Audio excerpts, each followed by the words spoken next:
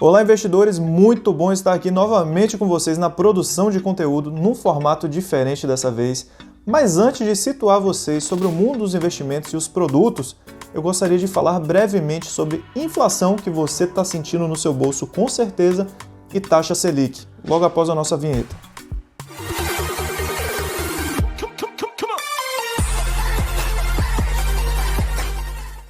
Estamos de volta e para quem não me conhece, eu sou Vitor Hugo, assessor de investimentos credenciado da XP, e esse bate-papo aqui que estamos tendo eu e você é de cidadão para cidadão, de investidor para investidor. Afinal de contas, a inflação é um fenômeno que atinge a todos, pois é generalizado. Algumas pessoas, no entanto, vão sentir em maior grau e outras em menor grau, a depender de algumas variantes. Quer ver só? Primeira variante. Se você for uma pessoa que tem reservas financeiras, se você tem um montante de capital que pode investir, você talvez consiga sobreviver a uma crise inflacionária dessa, alocando em alguns produtos que favoreçam que você preserve o poder de compra do seu dinheiro, o seu patrimônio que você lutou tanto para juntar. Através de alguns produtos, por exemplo, títulos IPCA+, você consegue preservar, ganhar o que a inflação deu no período e mais um juros real, uma taxa fixa. Segunda variante, a depender da atividade econômica que você exerça, você vai sentir os impactos da inflação de uma forma diferenciada. Vou pegar um exemplo aqui que todo mundo sofre impacto mais cedo ou mais tarde, a alta dos combustíveis. É muito revoltante.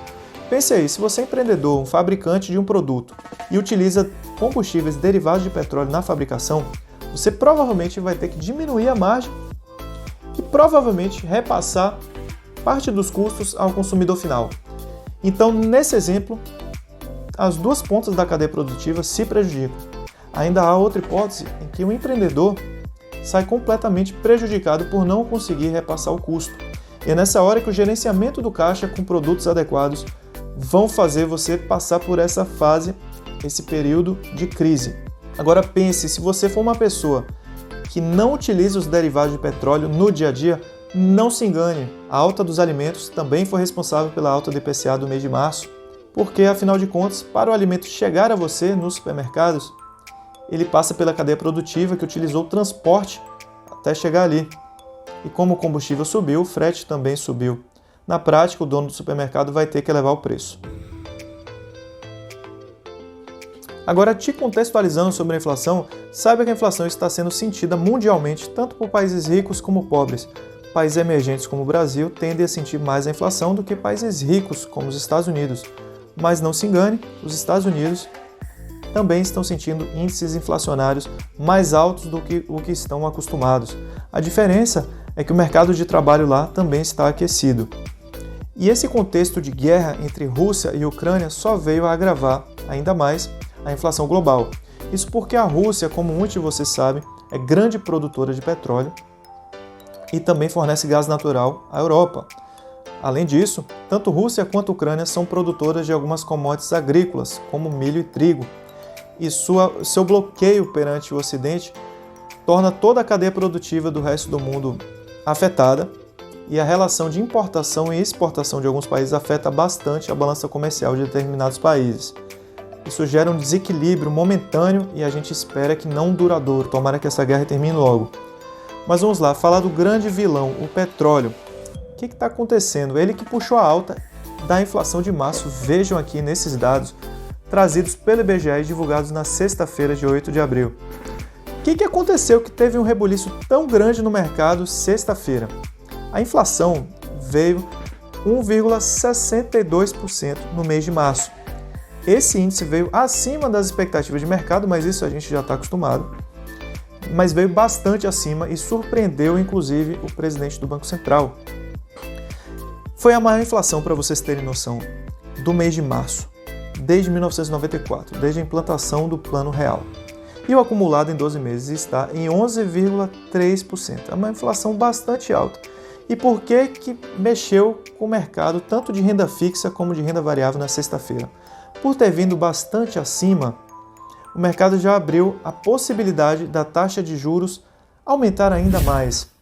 A gente precisa entender que, na última ata do cupom do Banco Central, o presidente do Banco Central falou que elevaria novamente a taxa Selic a um patamar de 12,75%, Mas essa inflação fora do comum já fez o mercado se antecipar.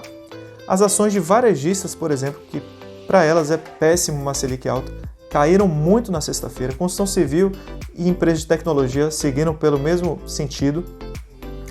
E hoje pela manhã, dia 11 de abril, o presidente do Banco Central realmente aceitou que foi uma surpresa negativa e que talvez não pare por aí as subidas. Pelo menos a gente pode interpretar dessa forma, já que ele disse que a política do Banco Central vai ter que se adaptar conforme for observando a inflação mês a mês.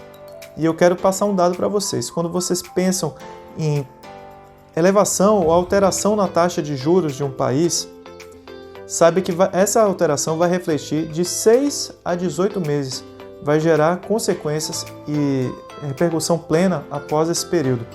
Por isso que é muito difícil lidar com a inflação e taxa de juros. Afinal de contas, a taxa de juros é o principal mecanismo do Banco Central para controlar a inflação.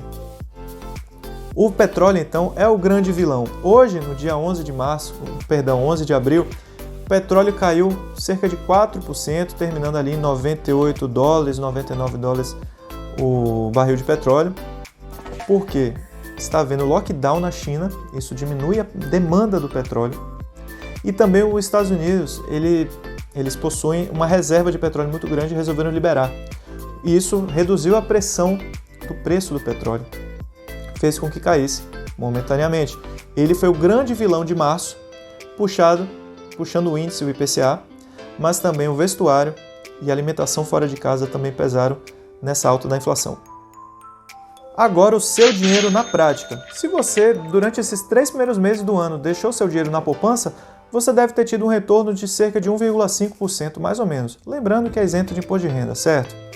Se você deixou em produtos atrelados ao IPCA para se proteger da inflação, só nesses 3 primeiros meses você teve um retorno de 3,2% referente ao IPCA e mais proporcionalmente a uma taxa fixa. Lembrando que alguns produtos de títulos IPCA também são isentos de imposto de renda. Agora, se seu dinheiro está em um título pós-fixado, você vai ter retorno entre 85% e 120% CDI, o que equivale mais ou menos, vamos fazer uma média aí, que você em 3 meses teve um retorno de 2,5%. Nós aqui da XP estamos prontos para te receber e te assessorar, te mostrar o caminho de como ganhar mais dinheiro do que na poupança, por exemplo, ou em outros bancos, e se proteger da inflação. Chama aqui no direct que a gente pode marcar uma reunião e resolver seu problema.